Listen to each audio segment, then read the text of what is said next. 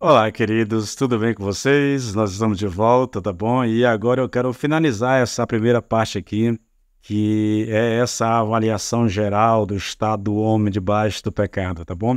E a gente vai ler o versículo 12. Todos se desviaram e juntamente se tornaram inúteis. Inúteis. Não há quem faça o bem, não há nenhum sequer. Nós estamos voltando aqui, né, para essa questão do bem. Mas a expressão que eu quero tratar com vocês agora, tá? É a ideia de que Paulo diz assim, olha, e todos se tornaram inúteis, inúteis. A palavra aqui, querido, inúteis, significa indigno, sem valor.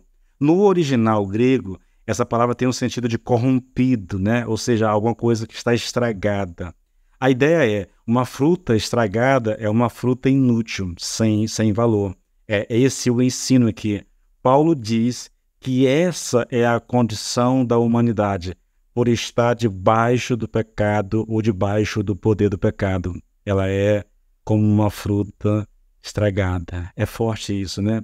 Dá até para ouvir alguém dizer, como você pode dizer uma coisa dessa, né? Como pode falar dessa maneira? Acaso você não sabe que existem muitas pessoas que são boas, que são generosas no mundo? Sim.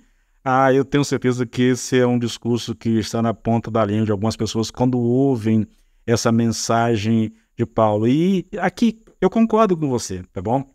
Eu tenho consciência de que existem pessoas boas e generosas. Porém, são boas e generosas vistas da perspectiva, não da perspectiva de Deus, mas vista pela perspectiva humana, né?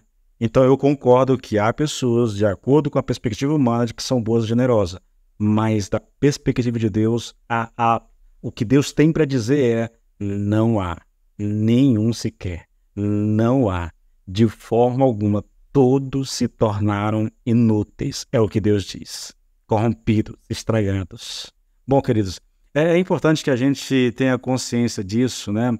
Porque a humanidade vista pela ótica divina, ela é descrita por Paulo nesses versículos. O que nós temos aqui é uma descrição que Deus faz a respeito do homem debaixo do pecado. Vocês querem uma prova do que eu estou falando? Isaías capítulo 64, versículo 6 diz assim: todos nós nos tornamos impuros. As nossas boas ações, que pensamos ser um lindo manto de justiça, não passam de trapos de imundícia. Essa é uma palavra muito forte, muito forte. As nossas boas ações, aquilo que nós consideramos bom, aquilo que nós consideramos admirável, aquilo que é vista pela perspectiva humana como algo lindo de se ver, Deus diz que isso não passa de trapo de imundície. É uma palavra muito forte, muito forte. A imagem que nós temos para descrever o que o profeta chama aqui de trapos de imundícia era um pano que a mulher usava para conter o sangue da menstruação. Aquele pano jogado fora é trapos de imundícia. Você percebe o quanto que isso é forte? Deus está dizendo que as nossas boas atitudes, que as nossas boas ações, vistas pela ótica dele, são trapos de imundícia. Forte, mas essa é a descrição bíblica. Você quer mais um exemplo? Vamos para o Novo Testamento, Filipenses 3, versículo 8.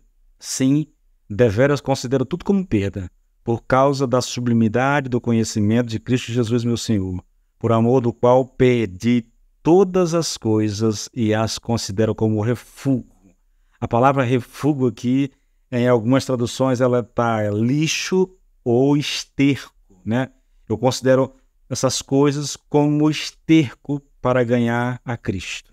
Quais são essas coisas que Paulo perdeu e que ele considera como esterco? Versículo 4, 5 e até o 7, querido. Veja, Filipenses 3, do 4 ao 7. Ele está falando da sua antiga vida, daquilo que ele viveu como fariseu, como líder religioso, como mestre da lei. Olha só, ainda mais eu também poderia colocar a minha confiança nessas coisas, pois se alguém tem motivos para confiar na carne, esse alguém seria eu, porque eu passei pela cerimônia da iniciação judaica, sendo circuncidado quando tinha 8 dias de idade, pertencente ao povo de Israel, à tribo de Benjamim, genuíno hebreu. Além do mais, era membro da seita dos fariseus, que exigiu a mais estrita obediência a todas as leis e costumes judaicos. Eu era sincero a ponto de perseguir grandemente a igreja e procurava obedecer minuciosamente até o extremo a cada preceito e regulamento judaicos. Entretanto, todas essas coisas que eu antigamente julgava muito valiosas, agora lancei-as todas fora, a fim de poder colocar minha confiança e esperança somente em Cristo. Então está aqui. O que nós estamos escrevendo aqui é um homem religioso que se orgulhava da sua religiosidade, das suas ações quanto um homem religioso, do conhecimento que tinha da lei, da sua obediência à lei e tudo mais. Todas as boas ações. Imagina um homem altamente religioso, comprometido com o judaísmo, comprometido com o ensino da lei de Deus, que vivia no limite máximo daquilo que um homem pode viver. Todas essas boas ações, Paulo considera tudo isso como esterco, como lixo, porque essas boas ações eram boas ações apenas da perspectiva humana, não da perspectiva de Deus. Se alguém tinha justiça própria e boas obras para apresentar a Deus, Paulo era esse homem. Agora veja, querido, qual era o valor dessas coisas tão estimadas pelos homens? Paulo diz, estercos. Suas obras antes de conhecer o Senhor Jesus Cristo eram completamente inúteis, não tinham utilidade. Nós estamos falando, e aqui eu saio, veja, eu estou falando do homem debaixo do pecado, mas eu estou falando do ímpio, do homem que está vivendo desregradamente, dando vazão a todo sentimento, a todo desejo do seu coração, a toda imoralidade da sua mente.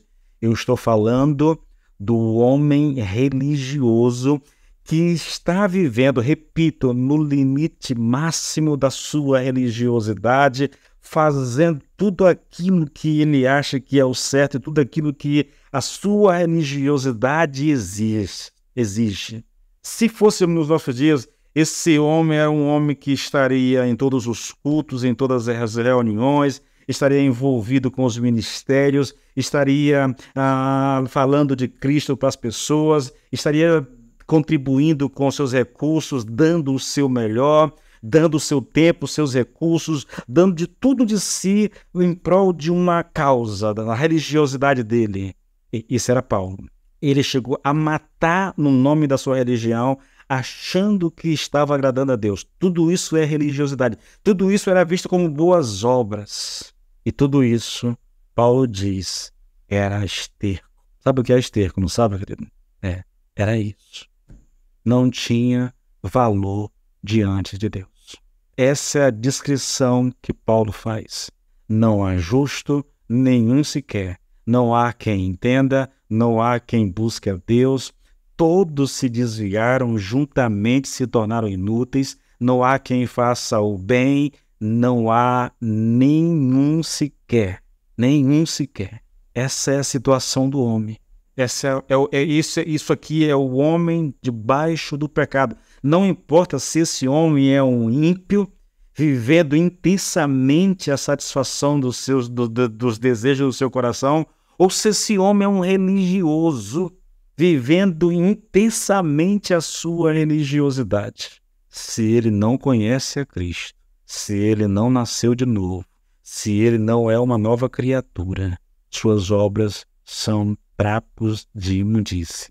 Suas obras são esterco. Queridos, eu tenho consciência da gravidade do que eu estou falando e do quanto isso pode soar agressivo a alguém que não conhece a Cristo. Mas eu não posso negar isso a vocês. Esse é um ensino da Bíblia.